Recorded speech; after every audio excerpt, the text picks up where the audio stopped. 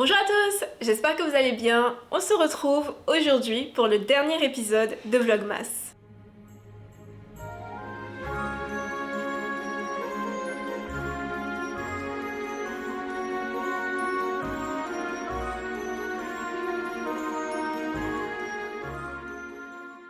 Ça y est, nous y sommes. Nous sommes arrivés à la fin de ces Vlogmas, à la fin de presque un mois de vidéos. J'espère vraiment que ces Vlogmas vous ont plu. J'ai beaucoup aimé travailler sur ces vidéos, les monter, les partager sur YouTube. Quand j'ai commencé, je me disais que c'était un petit peu de la folie. Surprenamment, j'ai fini par vraiment aimer l'expérience de ce Vlogmas. Vous avez été nombreux à m'envoyer des messages, à me commenter sous mes vidéos tout au long de ce Vlogmas. Ça m'a juste beaucoup touchée en fait, tout votre soutien tout au long de ce mois de décembre. Je vous ferai une vidéo donc coulisses du Vlogmas, retour sur Vlogmas. Je prévoyais de poster cette vidéo le 25, mais vous savez quoi, on va prendre une petite pause et je serai de retour donc en janvier avec cette vidéo. Je vous donnerai plus d'informations sur comment ça s'est passé en coulisses et puis peut-être que je vous partagerai aussi l'impact que ça a eu sur ma chaîne YouTube. Je pense que ça pourrait être intéressant. Je sais pas encore précisément quel impact ce mois de vidéo a eu sur ma chaîne, donc ça va être intéressant de regarder ça ensemble en janvier une fois que les fêtes seront terminées. Donc pour cette dernière vidéo Vlogmas, je vous ai demandé de m'envoyer des questions. Je voulais donc faire une vidéo FAQ, questions-réponses pour pouvoir continuer d'échanger avec vous. J'ai reçu plein de questions vraiment intéressantes, donc merci à toutes les personnes qui ont pris le temps de m'envoyer des questions, de m'écrire des questions. Alors on va commencer par la première question qui est des recommandations de fantasy francophone. Cette année, j'ai lu Loin des îles mauves de Chloé Chevalier que j'ai bien aimé. J'ai aussi lu Les fleurs les plus dangereuses n'ont pas d'épines de Lydie Tabarin au tout début de l'année, qui est un roman donc de fantasy que j'ai aussi bien aimé. L'année dernière, j'ai lu Les Seigneurs de Bohême d'Estelle Faye. Je n'ai pas encore lu le deuxième tome, mais je prévois de le lire l'année qui vient. J'aimais quand même beaucoup les personnages, donc j'ai bien hâte de les retrouver dans le deuxième tome. Après, niveau fantasy francophone, honnêtement, je pense que j'ai besoin d'en lire plus. J'ai vraiment le sentiment que je n'en lis pas assez. Je lis beaucoup plus de fantastique francophone que de fantasy francophone. Donc en fantastique, je peux recommander Du thé pour les fantômes de Chris Vuklicevic que j'ai lu l'an dernier, je crois. Ça n'était pas vraiment ma tasse de thé, mais je pense que c'est un livre qui peut plaire en fait à un large public, qui peut plaire à d'autres personnes parce qu'il y a plein de très bons éléments dans ce livre. Comme fantastique francophone, il y a aussi Nos jours brûlés de Laura Nsafou. Cette année, j'ai aussi lu La mer chantera ton nom de Laura Nsafou, aussi du fantastique. Tout ça pour dire que je pense que je devrais lire plus de fantasy francophone. Il y a quelques livres qui m'intéressent. Il y a Les brûleurs d'or d'Alice Paria et Le cri soleil de Siècle Vaelban. Ces deux livres-là me font vraiment beaucoup de l'œil. Les histoires ont l'air très intéressantes, ça a l'air d'être vraiment le genre de livre qui pourrait m'intéresser. Donc j'aimerais beaucoup lire ces deux livres en 2026, ils font partie de ma palle. Alors la question suivante, c'est une question qui est beaucoup revenue et c'est à quand le tome 3 de La Semeuse de Vent? J'ai reçu cette question sans doute parce que je vous ai demandé de m'envoyer des questions avant de poster ma vidéo bilan d'écriture dans laquelle je réponds donc à cette question. La réponse courte, c'est que je ne sais pas quand est-ce que le tome 3 de La Semeuse de Vent va sortir. Ça dépend actuellement pas vraiment de moi. Donc voilà, pour plus de détails, je vous renvoie donc à ma vidéo bilan d'écriture dans laquelle j'explique un petit peu plus ce qui se passe, ce qui s'est passé avec le tome 3 de La Semeuse de Vent cette année. La prochaine question que j'ai reçue, c'est pourquoi tu as voulu te mettre à l'écriture? J'ai vraiment beaucoup réfléchi à cette question. En fait, je sais pas vraiment. J'ai commencé à écrire des histoires quand j'étais très jeune. La première histoire que j'ai écrite, je devais avoir 6-7 ans, je suis pas sûre, mais j'étais très jeune. Et en fait, c'était une réécriture d'une petite histoire que j'avais lue dans un magazine. Et ensuite, je n'ai pas arrêté d'écrire. J'ai toujours voulu écrire, ça m'est toujours venu assez naturellement. Je pense que c'est parce que j'ai toujours beaucoup lu. Comme je lisais beaucoup de livres, j'avais envie de pouvoir moi aussi écrire des histoires. Ça m'inspirait, ça me donnait envie. Je lisais ces livres et je me disais, ce serait cool si je pouvais moi aussi écrire mes histoires. Après, quand j'ai atteint l'âge de 10-11 ans, j'ai découvert internet et j'ai découvert les fanfictions d'abord sur les forums parce que j'étais sur beaucoup de forums sur les animés et les mangas. Ensuite j'ai découvert les forums RPG, donc roleplay, je sais pas si vous connaissez, c'est vraiment la vieille époque ça. Ces forums consistaient à créer des personnages, à écrire beaucoup pour intégrer ces personnages dans une histoire commune, donc une histoire rédigée par tous les autres utilisateurs du forum. Le fait d'avoir découvert les fanfictions en ligne, d'avoir découvert des communautés d'écriture en ligne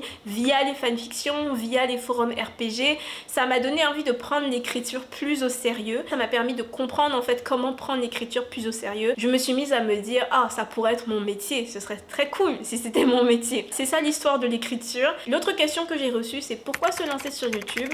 Et pourquoi l'écriture? Je vais assumer que la question qui est posée, c'est pourquoi avoir donc créé une chaîne YouTube sur l'écriture. Donc ma réponse à cette question est finalement plus simple que ma réponse à la question comment je me suis mise à l'écriture. Lorsque j'étais adolescente, donc j'étais tout le temps sur YouTube, je suivais beaucoup de youtubeurs. J'ai grandi avec Cyprien, Enjoy Phoenix. Et pendant cette même période, j'apprenais l'anglais, je passais beaucoup de temps sur les réseaux sociaux, en particulier sur Tumblr. Je voyais beaucoup de recommandations de youtubeurs sur Tumblr et comme ça, je me suis mise à suivre beaucoup de youtubeurs anglophones. Toute la gang des youtubeurs britanniques qui étaient très populaires dans les années 2010, je les suivais tous. Forcément, ça m'a donné envie moi aussi de faire des vidéos parce que je voyais ces vidéos avec des jeunes un petit peu plus âgés que moi, certains de mon âge, qui avaient l'air de trop s'amuser. Ça m'a donné envie d'apprendre à faire des vidéos, ça m'a donné envie de poster mes vidéos sur YouTube. Et donc c'est comme ça que tout a commencé. Je pense que ma première chaîne YouTube, je l'ai créée lorsque j'avais 17 ans. À l'époque, j'utilisais un très vieux caméscope, vraiment. À l'époque, je pouvais pas vraiment filmer avec mon téléphone, c'était de trop mauvaise qualité. J'avais pas non plus de caméra ni d'argent pour m'acheter une caméra pour pouvoir filmer. C'était pendant mes premières années d'université et j'avais une colocataire qui regardait aussi beaucoup de vidéos sur YouTube, mais elle, c'était plus du contenu beauté. Ensemble, on s'est dit pourquoi on ferait pas toutes les deux une chaîne, et donc on s'est encouragés mutuellement. On a acheté de l'équipement, on se partageait une caméra et c'est comme ça que tout a commencé. C'est comme ça que j'ai voulu apprendre le montage. Mes premières vidéos, c'était des vidéos plutôt simples, c'était des vidéos en anglais aussi. J'utilisais en fait YouTube pour pouvoir m'améliorer en anglais. Je pense qu'à l'époque, je n'ai jamais atteint les 1000 abonnés, mais de toutes les manières, j'étais pas très régulière sur cette chaîne. J'ai abandonné la chaîne, j'ai recréé une chaîne que j'ai abandonnée. Et après j'ai recréé une autre chaîne que j'ai abandonnée et ensuite j'ai créé celle-ci. Ensuite le reste de la question c'est pourquoi avoir lancé une chaîne YouTube sur l'écriture. Je me suis dit pourquoi ne pas combiner mes deux centres d'intérêt. La première raison c'est que j'aime l'écriture, j'aime écrire, ça fait partie de mon quotidien donc c'est difficile d'avoir une chaîne YouTube sur laquelle je parle de moi sans parler d'écriture. La deuxième raison c'est lié au conseil d'écriture. Je voulais en fait avoir un endroit où partager des conseils d'écriture, pouvoir partager ce que je sais sur l'écriture, ce que j'ai appris à d'autres personnes. Quand j'ai commencé sur YouTube, quand j'ai commencé à écrire, la majorité des conseils d'écriture plus techniques se trouvaient beaucoup plus facilement en anglais qu'en français et je trouvais ça vraiment dommage en fait que ces conseils ne soient pas plus accessibles aux personnes comprenant juste le français. Et ensuite la troisième raison ayant motivé la création de cette chaîne, c'est que je voulais bien sûr obtenir plus de visibilité, que mon travail soit vu par plus de gens, pouvoir faire la promotion donc de mes livres, de mes œuvres à un plus large public. Je sais pas si j'ai réussi à bien répondre à la question, j'ai l'impression de m'être un petit peu éparpillée mais d'être finalement revenue là où je devais aller. Vous me direz dans les commentaires. Puis si vous avez des questions, si vous avez besoin de plus de précision, j'essaierai de vous répondre dans les commentaires de toutes les façons. Question suivante, quels sont tes outils préférés pour t'organiser? Mon système d'organisation est vraiment simple. Je suis passée par plein de manières différentes de m'organiser au cours des 5 dernières années. J'ai testé plein de choses pour finalement me retrouver avec quelque chose de très simple. Pour ce qui est organisation, j'aime stylo, papier, agenda. J'ai beaucoup utilisé le bullet journal vers 2020, 21, 22 et donc maintenant j'utilise un agenda semainier tout simple que j'achète chez Dollarama. Il est non daté, ce qui fonctionne bien pour moi parce que certaines semaines je n'ai pas besoin d'avoir une liste de tâches, donc ça me permet de pouvoir skipper des semaines sans perdre des pages dans mon agenda. D'un côté j'inscris mes rendez-vous, de l'autre je mets mes listes de tâches quotidiennes et ça fonctionne très bien pour moi comme ça. J'utilise cet agenda avec un calendrier web. Celui que j'utilise actuellement c'est celui de Proton parce que j'essaye depuis quelques mois de me détacher un petit peu des produits Google. J'utilise donc calendrier numérique et agenda papier tout simple à 2 $ chez Dollarama et c'est comme ça que je m'organise. Penses-tu que les livres afrofuturistes avec des personnages exclusivement afro peuvent vraiment rayonner partout en Occident? Je me pose cette question car les licences les plus populaires comme Black Panther ou de Spider-Man de Miles Morales sont issues de l'univers Marvel qui compte énormément de personnages d'origine européenne. Alors je vais d'abord répondre simplement puis ensuite je vais élaborer. Donc à la question est-ce que je pense que les livres afrofuturistes avec des personnages exclusivement afro peuvent vraiment rayonner partout en Occident? Ma réponse est oui, mais seulement sous certaines conditions. La raison pour laquelle je pense que oui, ça peut rayonner, oui, ça peut réussir en Occident ce genre de récit, c'est parce qu'on a par exemple les séries coréennes qui ont énormément de succès en Occident, qui sont maintenant extrêmement populaires en Occident. Dans les séries coréennes, on n'a généralement pas d'acteurs occidentaux, on n'a pas d'acteurs européens dans la plupart d'entre elles, surtout pas dans des rôles principaux, et pourtant ces séries sont extrêmement populaires en Occident. Je sais que dans ta question tu parlais de livres, mais il y a aussi maintenant beaucoup de livres écrits par des auteurs coréens qui sont extrêmement populaires en Occident. Même chose pour les œuvres chinoises, on a des livres chinois de science-fiction par exemple qui sont devenus extrêmement populaires en Occident au cours des dernières années. Donc c'est pour ça que je pense qu'il n'y a aucune raison pour laquelle des œuvres afrofuturistes n'auraient pas de succès en Occident si les personnages sont exclusivement afro. Maintenant la raison pour laquelle je dis sous certaines conditions, j'ai failli en parler dans ma vidéo où je parlais donc de représentation, de qui peut représenter, ma vidéo sur les dynamiques de pouvoir. J'ai failli aborder ça mais j'ai préféré ne pas le dire parce que j'ai l'impression que c'est controversé. Je pense vraiment que c'est la puissance économique qui va faire en sorte que des œuvres avec des personnages exclusivement afro vont pouvoir rayonner à l'international. Je pense vraiment qu'on a besoin qu'il y ait une ou plusieurs nations majoritairement noires, qui ait énormément de puissance économique et culturelle pour que des œuvres qui sortent du schéma auquel on est habitué lorsqu'il est question de représentation des noirs dans la fiction aient du succès. Je pense qu'une nation noire doit pouvoir diffuser sa représentation d'elle-même à l'international et il faut que cette représentation soit aussi enviable. Le plus souvent, lorsqu'on a une œuvre de fantasy, de fantastique, de science-fiction avec des personnages exclusivement afro qui sort, cette œuvre ne va pas bénéficier de beaucoup de promotion. On se bat vraiment contre un système et généralement nos œuvres ont moins de visibilité dans ce système que les œuvres d'autres personnes. Donc oui, c'est pour ça que je pense que des œuvres afrofuturistes avec des personnages exclusivement afro peuvent rayonner à l'international. C'est juste que ça dépend des conditions. Je pense que c'est une opinion un peu controversée, je ne sais pas. Dites-moi ce que vous en pensez. Je sais que tu aimes Full Metal Alchemist, moi aussi d'ailleurs. Alors j'aimerais avoir ton avis sur les licences japonaises. Dans les années 80, les maisons d'édition de manga proposaient majoritairement des œuvres avec des personnages 100% japonais physiquement. Dragon Ball, Ranma, Akira, Captain Tsubasa, etc. Mais depuis la fin des années 90, les éditeurs proposent surtout des licences avec beaucoup de personnages qui ressemblent aux Européens et ça marche encore mieux à l'international. Dans toutes ces séries, de nombreux personnages ont des traits européens pour toucher un public international. Du coup, penses-tu que les auteurs afro, que ce soit en littérature, au cinéma ou dans les séries, devraient s'inspirer des auteurs japonais, c'est-à-dire créer des œuvres majoritairement afro tout en incluant un nombre raisonnable de personnages euro-asiatiques afin de mieux rayonner à l'international avec nos cultures? Donc ma réponse à cette question rejoint finalement la réponse que j'ai donnée un petit peu plus tôt. Je suis pas entièrement d'accord sur le fait que les œuvres des années 80 soient moins populaires parce que la question dit les œuvres des années 90 ça marche encore mieux à l'international. Je suis pas tout à fait sûre. Je pense que Dragon Ball, Akira, Captain Tsubasa, ça a super bien fonctionné. Tellement de générations connaissent ces œuvres, tellement de générations connaissent ces personnages et je pense même que c'est des œuvres qui sont plus connues à l'international que l'Attaque des Titans ou Full Metal Alchemist. Maintenant pour ta question, est-ce que je pense que les auteurs afro devraient s'inspirer donc des auteurs japonais en créant des œuvres majoritairement afro tout en incluant un nombre raisonnable de personnages euro-asiatiques? Ma réponse à ça est non.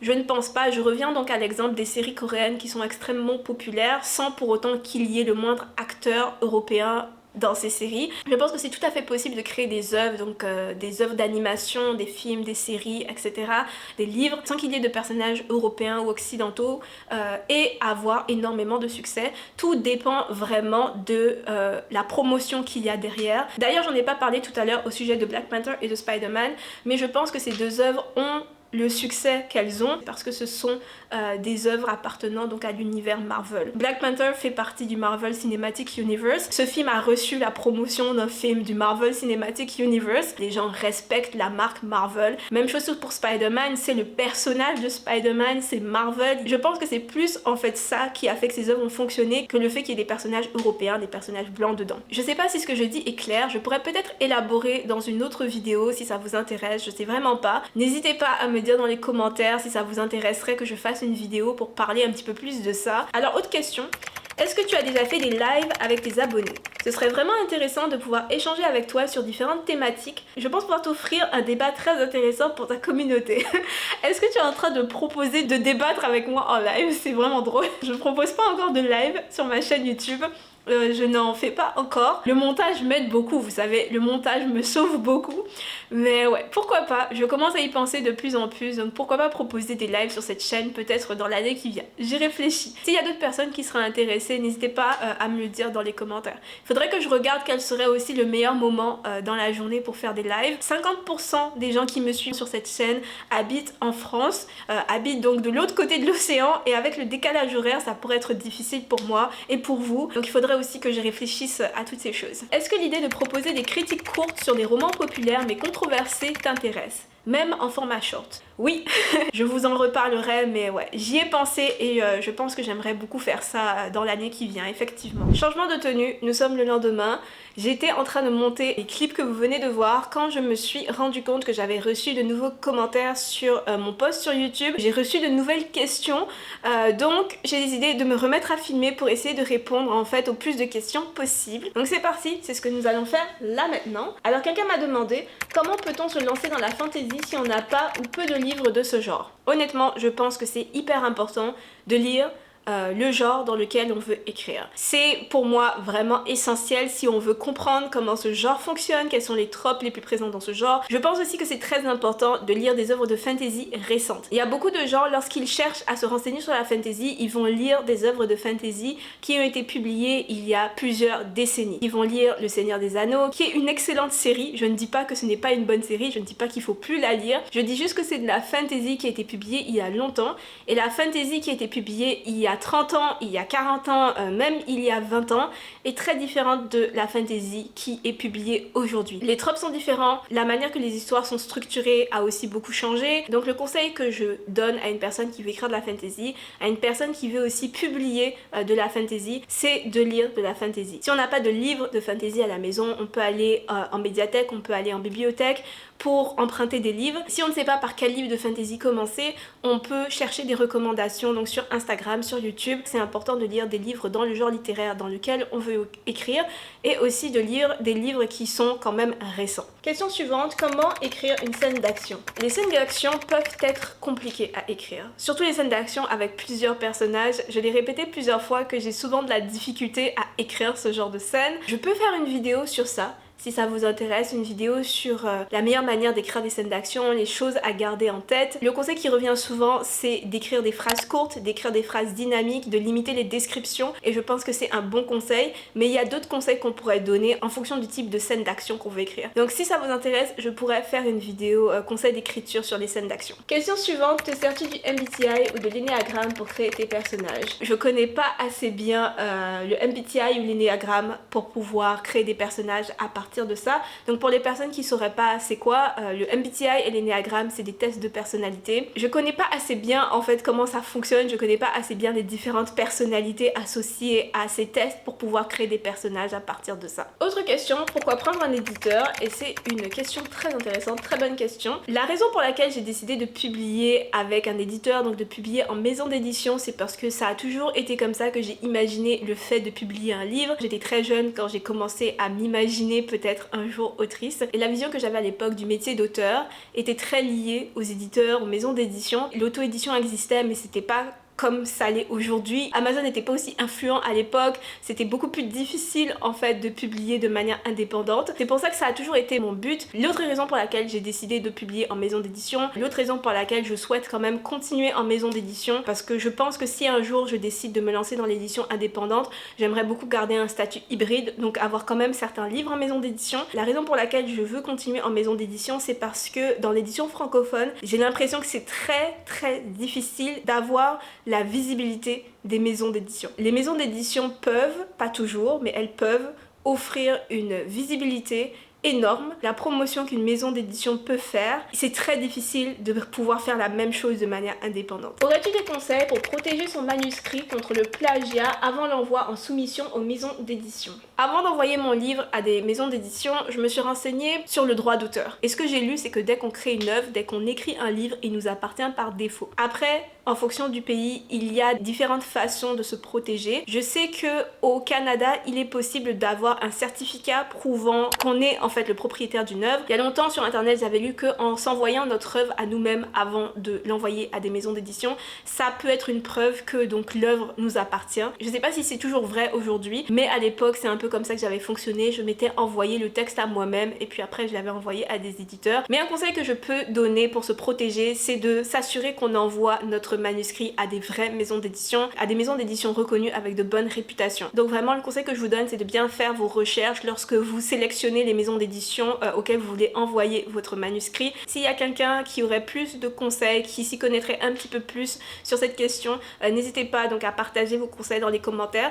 J'avoue vraiment que personnellement je m'y connais pas tant que ça, peut-être que je devrais me protéger davantage. Autre question, quels sont tes 3 auteurs et 3 autrices de l'imaginaire préférés? 3 auteurs et 3 autrices ou 3 auteurs et autrices? Il n'y a pas beaucoup d'auteurs que j'ai lus plusieurs fois, donc c'est difficile pour moi de dire quels sont mes auteurs préférés. Une chose est certaine, c'est que j'adore Robin Hobb, l'autrice donc de la saga du Royaume des Anciens qui inclut l'Assassin Royal. Je n'ai pas lu les œuvres qu'elle a publiées sous son autre pseudonyme, mais j'ai lu donc toute la saga du Royaume des Anciens et jusqu'à présent ça reste l'une de mes sagas de fantasy préférées. J'aime aussi énormément Brandon Sanderson, j'adore sa manière donc de créer ses systèmes magiques, j'admire sa créativité et j'ai aussi lu plusieurs œuvres de Brandon Sanderson que j'ai beaucoup aimé. J'ai lu les premiers tomes des archives de Rochard, j'ai lu Les Fusils des Brumes, j'ai lu Skyward, je pense que c'était ça le titre de sa série jeune adulte. J'ai lu donc tous ces romans secrets, j'avais d'ailleurs fait une vidéo sur ces livres et j'ai rarement été déçue par cet auteur, donc je le considère comme un de mes auteurs préférés. Je cite aussi souvent Nnedi Okorafor dans mes auteurs préférés juste parce que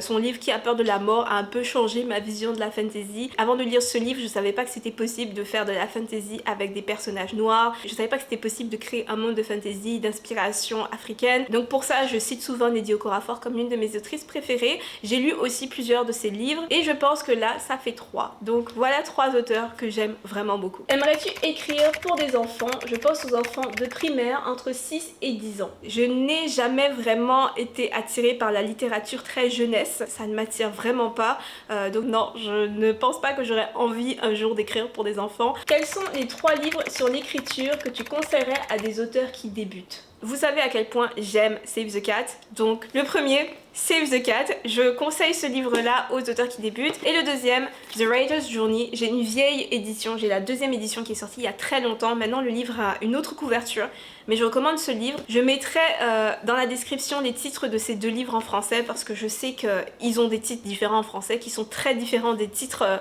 anglais. Ces 2 livres-là ont longtemps été les livres sur ma table de chevet. C'est des livres vers lesquels je reviens souvent, donc je recommande ces 2 livres pour les auteurs qui débutent. Et un 3e livre que je peux recommander, ce n'est pas vraiment un livre sur l'écriture, c'est plus un livre sur l'art en général, et c'est le livre Still Like an Artist de Austin Kleon. C'est un livre qui a vraiment dédramatisé l'art pour moi, donc c'est vraiment un livre que j'aime recommander, c'est un livre que j'aime relire. Quelle phase préfères-tu dans l'écriture d'un roman? Rédaction du premier jet, ex aequo avec la phase planification et world building. J'adore faire le world building d'un nouveau roman de fantasy, j'adore planifier un nouveau roman de fantasy et commencer à réfléchir donc à l'histoire, aux personnages, mais j'aime aussi beaucoup écrire le livre pour la première fois, même si ça peut être long, c'est quand même quelque chose que j'adore. As-tu déjà eu recours à des bêta lecteurs? Si oui, comment les choisis-tu? Oui, j'ai déjà eu des bêta lecteurs, j'ai déjà travaillé avec des bêta lecteurs et je prévois une vidéo sur la bêta lecture courant 2026, j'aimerais vraiment en parler plus, surtout que je prévois de faire bêta lire projet traversé courant 2026, donc j'en reparlerai donc dans une prochaine vidéo. Et dernière question, combien de projets d'écriture as-tu en cours? J'ai fait ma vidéo dans laquelle je vous présente donc tous les projets d'écriture qui occupent mes pensées en ce moment. Dans cette vidéo je vous parle je pense de 4-5 projets d'écriture différents et je vous dis aussi que j'ai d'autres projets d'écriture dans mes tiroirs, d'autres projets dans des coins de mon esprit auxquels je pense de temps en temps. Au total je dois avoir plus d'une dizaine de projets d'écriture que j'aimerais un jour écrire, peut-être même plus. J'ai régulièrement des idées pour des histoires. J'ai aussi des idées d'histoires que j'ai récupérées donc de l'adolescence, des idées que j'ai eues il y a très longtemps. Tout ce qui me manque vraiment, c'est le temps de pouvoir travailler sur tous ces projets. Je pense pas qu'à ma mort j'aurais écrit tout ce que j'aurais aimé écrire dans ma vie, mais j'aurais essayé. Et voilà, j'ai fait le tour de toutes les questions que j'ai reçues jusqu'à présent. Si je n'ai pas répondu à votre question, si j'ai manqué une question, il est possible que je n'ai pas vu passer votre question ou qu'elle ait été envoyée après que j'ai terminé de filmer et de monter cette vidéo. J'essaierai à ce moment-là d'y répondre dans les commentaires. Merci vraiment beaucoup d'avoir regardé cette vidéo. Merci d'avoir été avec moi pendant tout ce mois de décembre. Merci d'avoir regardé mes vidéos, d'avoir commenté, de m'avoir juste accompagné pendant ce mois de décembre. Ça m'a fait super plaisir de faire ce vlogmas, principalement parce que j'ai l'impression qu'une vraie communauté a commencé à se former sur cette chaîne grâce à ces vidéos. Merci à nouveau donc d'avoir regardé. Je vous souhaite d'excellentes fêtes de fin d'année et on se reverra donc en janvier pour le bilan probablement de ces vlogmas. Bye bye tout le monde, bye.